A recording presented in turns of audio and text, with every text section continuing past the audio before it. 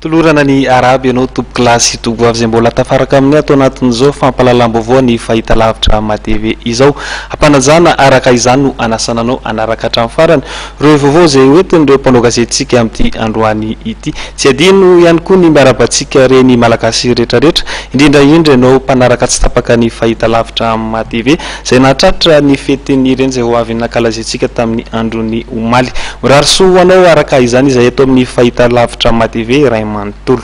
makasika kosa ny vaovaontsika amin'ity androany ity dia mbola ny tontolon'ny politika lohatreto no misongadina ka izay avy hatrany ary dia hoentina ho anao manoloana ny zava-misy eto amin'ny firenena dia tsy nitaza-potsy ny sehatra iraisam-pirenena raha ny farany herinandro lasa teo ny fiaonana teo amin'ny parlementaira sy ny masivo amerikanina ho an'ny solotena ny vondrona afrikanina dia nisy ny fianonana ny feon'izy ireo teo nivo ny anteny meram-pirenena tamin'ity androany ity dia ho jerentsika avy hatrany ary ny sary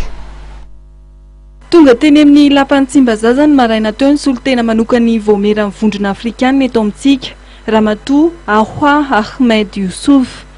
nifantoka tamin'ny fangatahana amin'ny fametrapelan'ny filoham-pirenena nijinika ny rana tamin'ny solotena amin'ny vondrona afrikanina raha nitaritra nataon'ny mpapakateny ny anteny meram-pirenena. Ny ao taminay ny solotenan'ny vondrona afrikanina teo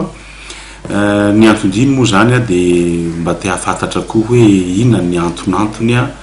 ny zavatra mitranga aty amin'ny anteny meram-pirenena tamin'ireny zavatra reny dia nanazava tamin'ny antsipiriany ny bromaharitra indrindra fa n'le hoe ny démarche sy ny procédure parlementaire ity resaka ity moa zany dia hoe ny andraikitra raisy ny solomavombahoaka ato amin'ny anteny meram-pirenena mifanaraka amin'ny zo anana ny anteny meram-pirenena no anaovana azy dia io zany tena tsindrinay mafia fa dia tena ao anatin'ny cadre constitutionnel no anaovan'ny solomavombahoaka an'izao zavatra zao zay zany no fiaonana natao tamin'ny teo dia afaka zahay nanazavany hoe inina ny antonantony sy ny hoe ny tena hoe fondement ny zao fangatahana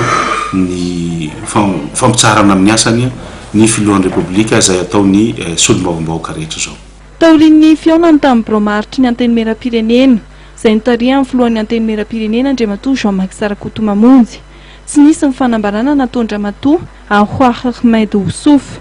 saingy ny farany herinandro teo kosa dia nilaza tao anatin'ny onjam-peo iraisam-pirenena amin'ny filohan'ny voameran'ny filaminana sy fahandriam-pahalemana ao amin'ny vondrona afrikanina Andriamatoa Ismail Chergui fa tsy hita pesipesena ny fahavoanjany toe-karena teraky ny tsy filaminana raha toa ka hiditra amin'ny anteteza mita vaovao na amerina fifidianana filoham-pirenena indray.